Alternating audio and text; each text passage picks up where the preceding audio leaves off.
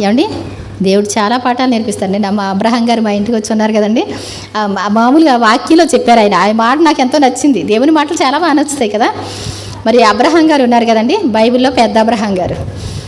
అబ్రహాము భోజనం చేసేటప్పుడు బయటికి వెళ్ళి చూసుకునేవాడంటండి. ఇప్పుడు బయటికి వెళ్ళి చూసి ఎవరైనా ఆకలితో ఉంటే వాళ్ళకి భోజనం పెట్టిన తర్వాత వీళ్ళు తినేవారంట. వాళ్ళ ఒక్క అలవాటు. అయితే ఒక రోజున వెళ్ళాడంటండి, అలాగే ఒక అతను ఉంటే తీసుకొచ్చి భోజనం పెడదాం అనుకున్నాడు. ఇవన్నీ ఇచ్చిన తర్వాత భోజనం ఇలా కలిపి పెట్టబోయాడంటండి. అప్పుడు అన్నాడంట, ప్రార్థన చేసుకోరా మీరు, దేవునికి కృతజ్ఞతలు చెల్లిస్తారుగా. ఎందుకు? పండించిన వాడు ఒకడు, మీరు పెట్టిన వాడు, ఆయనకెందుకు మధ్యలో అన్నాడంటండి.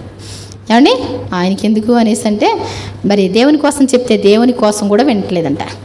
సరేలే, ఇంకేం పెట్టబుద్ధి కాలేదంట ఆయనకి. ఏమండి, నీకు అసలు భోజనం పెట్టిన వెళ్ళు అన్నాడంటండి. కోపం వచ్చి వెళ్ళిపోతా ఉన్నాడు. ప్రభువా, నేను ఎవరికైనా భోజనం పెడితేనే కదా భోజనం తింటాను, మీకు తెలుసు కదా. వచ్చినోడు ఎలాంటి వాడు?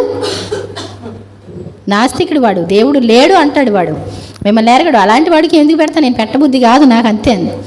అతనికి ఎన్ని సంవత్సరాలు ఉంటాయి అన్నాడు. అతనికి ఎన్ని సంవత్సరాలు ఉంటాయి? ఒక 50 లోపు ఉంటాయి.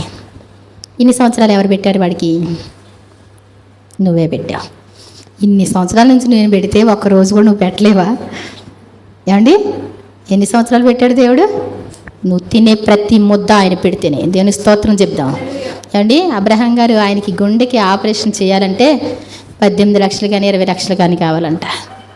అసలు నీకున్న ఆస్తి, నేను అంటాను, ఈ చర్చి ఇవన్నీ చూసి అబ్బో ఇవన్నీ పెద్దవి అన్నట్టు అనుకుంటారు. ఒక్క చిటికిన వేలికి సమానం కావండి ఇవన్నీ. నీకు ఇచ్చిన చిటికిన వేలికి కూడా మాకేమీ లేదని ఏడుపు మొహాలు పెడతారు అందరూ. నీ గుండె విలువ కోట్ల రూపాయలు పెట్టినా రాదు. అది కొన్నాళ్ళే ఉంటుంది. ఇప్పటికి 2 సర్జరీలు అయినాయి, 3వ సర్జరీ చేయాలి ఆయనకి. 3వ దానికి కూడా 20 లక్షలు అంటే అంత అవసరమా అనిపిస్తుందమ్మా.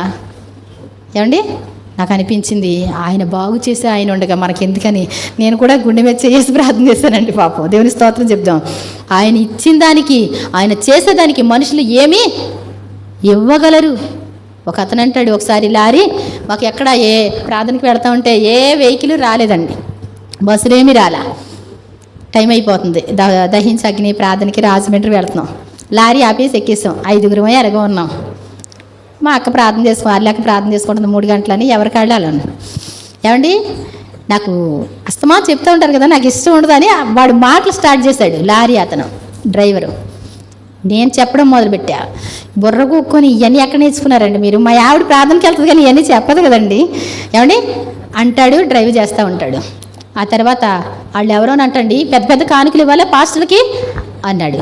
నేను అన్నానప్పుడు, ఇప్పుడు కాదండి, చాలా చిన్న వయసు అప్పుడు, స్టార్టింగ్లో సేవకు రాలే ఇంకా. నేను అన్నాను, ఒక అతను మరి ఒకరికి ₹1,00,000 అవుద్దన్నారంటండి రోగానికి. కానీ వాళ్ళు వచ్చి ప్రార్థన చేయించుకుంటే చిటుక్కుమని తగ్గిపోయిందంట. వాళ్ళంట 10,000 ఇచ్చారంట. అది ఎక్కువ తక్కువ అన్న. ₹1,00,000 ఇద్దన్నాక 10,000 ఇస్తే అది ఎక్కువేమీ ఉందండి. దేవుని స్తోత్రం చెప్దాం.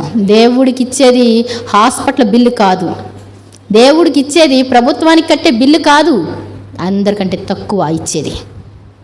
అర్థమవుతుందండి. మరి వాళ్ళు ఎవరో ఆక్సిజన్, మన బ్రదర్ చెప్పాడు కదండి, ఆక్సిజన్ రోజుకొచ్చి ₹4,000 పెట్టి కొనుక్కుంటున్నారంట ఢిల్లీలోనే. ఢిల్లీలో ఆక్సిజన్ తక్కువైపోయిందంటండి, పొల్యూషన్ ఎక్కువైపోయి ఎంతంట రోజుకొచ్చి 4,000. మరి 4,000 పెట్టి కొనుక్కోగలిగిన వాళ్ళు ఎవరైనా ఉన్నారా? ఏమండి, ₹60 పెట్టి కేజీ బియ్యం తీసుకోవడానికి తలడిల్లిపోతుంటాయి. ఇంటిలో 10 తింటారు కేజీ బియ్యం. ఏమండి, దేవుడు ఎంత పోషిస్తున్నాడు. మొదటిగా అందుకే ఆయన్నే ప్రేమించాలని చెప్పాడు. గుర్తుపెట్టుకోవాలి, మనం ఆయనకి లోబడి జీవించాలి. ఆయన కోసం ఉండగలిగితే కనుక అప్పుడు మన సారం కలిగిన వారిగా ఉంటాం, మనం బాగుపడిన వారిగా ఉంటాం. ఆయన మాటలు మన హృదయంలో లేకపోతే మాత్రం ఏంటంటండి, ఉప్పు నిస్సారం అయితే అది దేనివల్ల దేనికి పనికిరాదు. భూమికైనను ఎరువుకైనను పనికిరాక బయట పారవేయబడద్ది, మనుషుల చేత రొక్కబడద్ది అంటాడు యేసుప్రభువారు. చెవులు కలిగిన వాడు వినుగాక.